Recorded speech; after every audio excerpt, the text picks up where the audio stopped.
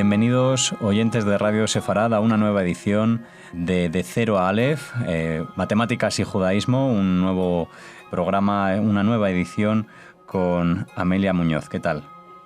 Buenas tardes.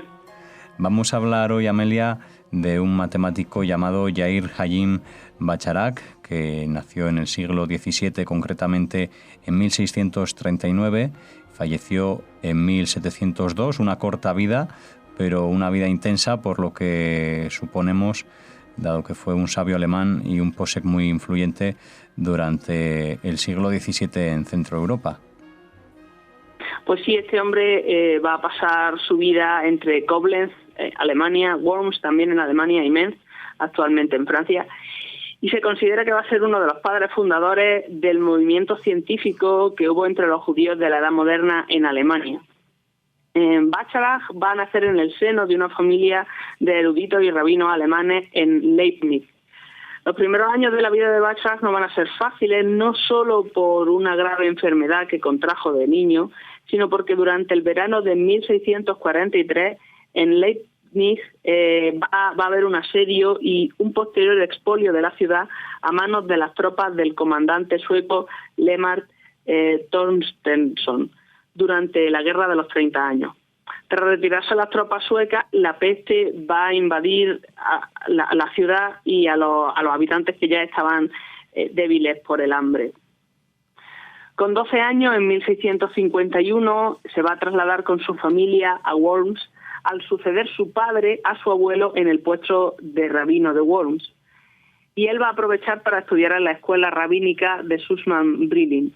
Bacharak consigue su licencia rabínica contando 21 años y comienza a ejercer y a ponerse a trabajar en sus escritos científicos. En efecto, recopila una enciclopedia científica de unos 46 volúmenes tratando diversos temas, como por ejemplo la astronomía y las matemáticas, que va a ir elaborando a lo largo de toda su carrera. De su periodo de aprendizaje le queda a Bacharak su interés por el compendio de Ashteri del Talmud, una obra de cabecera para los estudiosos de Praga en aquel momento, donde Bacharak va a pasar también un tiempo estudiando. Y también una esposa, ya que se va a casar en 1655, contando él con 16 años.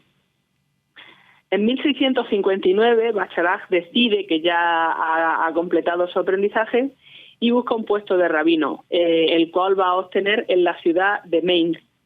Y en 1666 es promocionado al rabinato de Koblenz, en Polonia. Por aquella época hubo algunos disturbios o inquietudes en Koblenz de carácter religioso entre los judíos de esta ciudad. Y de hecho de toda Centro Europa, la influencia creciente de la Cábala y de Sevi hacía que los fieles aguardaran expectantes noticias sobre ambos de las congregaciones del este, de las del sur, que habían sido particularmente impactadas, y por último de la ciudad de Worms.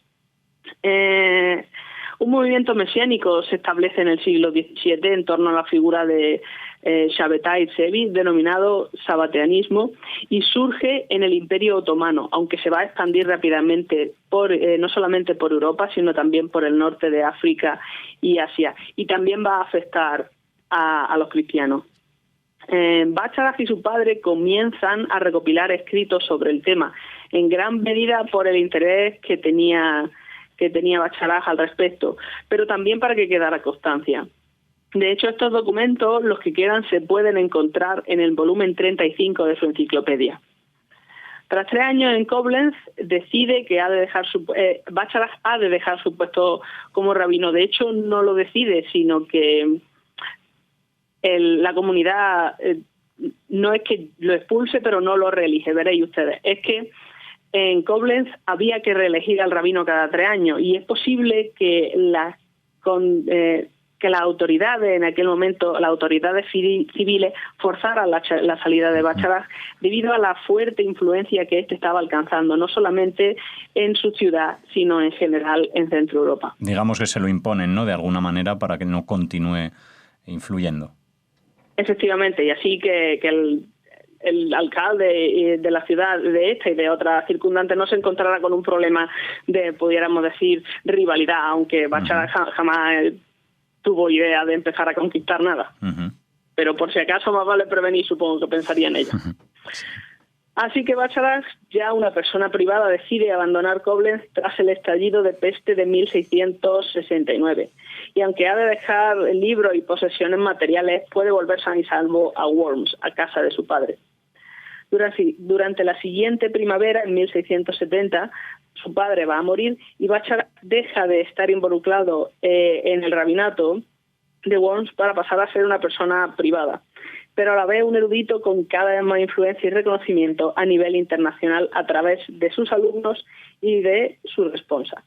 En efecto, Bacharach va a ser uno de los grandes poskim o decisores de la ley judía, y en efecto lo busqué anoche porque no estaba seguro, y decisores sí es una palabra, y sus decisiones sentaban precedente allí donde la ley estaba poco clara. El prestigio de Bacharach le permite fundar una sociedad cuya sede era su propia casa, donde daba charlas e impartía clases, entre otros temas sobre código legal. En este entorno de trabajo se permite que el autor, se permite a sí mismo ser autor de varios libros.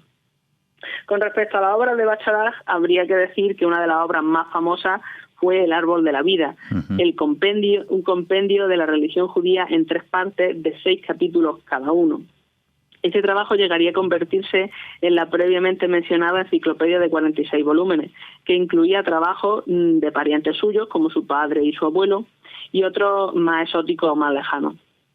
Estos trabajos estaban catalogados minuciosamente y actualmente se conserva el volumen 35 en la Biblioteca de Viena, titulado El viejo maestro, sobre metodología talmúdica.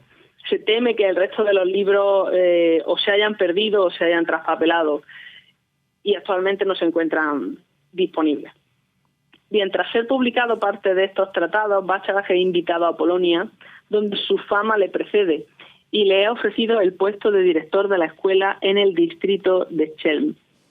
Otro trabajo famoso de Bacharach va a ser El bastón de Aarón, un comentario sobre el Sefer Haggadah, escrito en 1675 y publicado 3 años después, en 1678, considerado de gran calidad literaria. Una década después, en 1688, los franceses conquistan Worms, lo cual pondría en riesgo a la comunidad judía del lugar. De hecho, al año siguiente, en 1689, la ciudad entera es quemada por los franceses y Bacharach decide volver a tierra alemana, yendo primero a Metz y después a Frankfurt, que acabaría transformándose en un lugar de asentamiento para los exiliados de Worms. Y por último, a Heidelberg. Toda una década tardaría en volver a juntarse en la escuela de Worms, y todo gracias al trabajo duro y la perseverancia de Bacharach, que se aseguró de cuidar de los libros y de los bienes de la sinagoga de Worms. Esto desembocaría en su nombramiento como rabino de la comunidad. De hecho, su padre, cuando murió, quiso que él fuera rabino sucediéndolo a él, pero la comunidad no estaba dispuesta a que se estableciera una especie de rabinato hereditario, y como ya su padre lo había heredado de su abuelo, pues decidieron cortar la línea en ese momento. Con respecto a Bacharach y las matemáticas, bueno, pues como erudito va a desarrollar un genuino interés por las matemáticas. En su primer volumen de Responsa, El hilo rojo, publicado en Frankfurt en 1679, va a aparecer un texto largo concerniente a diversas áreas de las matemáticas, como por ejemplo la teoría de números y la geometría. También se incluye un apartado sobre métrica, y sus fuentes principales van a ser Del Medigo y Elias Mizrahi. Dado que su familia tenía una larga tradición de miembros eruditos, se especula que muchos de estos libros a los que hace referencia, como por ejemplo el de Joseph Albo o el de Elementos de Euclides, van a pertenecer en efecto a la biblioteca personal de Bacharach. Otros problemas destacados que va a tratar en sus escritos van a ser la aproximación de la esfera por medio de polígonos, es decir, intentar averiguar el área, por ejemplo, de una esfera o de un círculo, o la longitud, por medio de primero un cuadrado, luego un pentágono, un hexágono, etcétera, haciendo cada vez el número de lados más grande para aproximarte lo máximo posible al dibujo original de la circunferencia, pero sin llegar al paso al límite.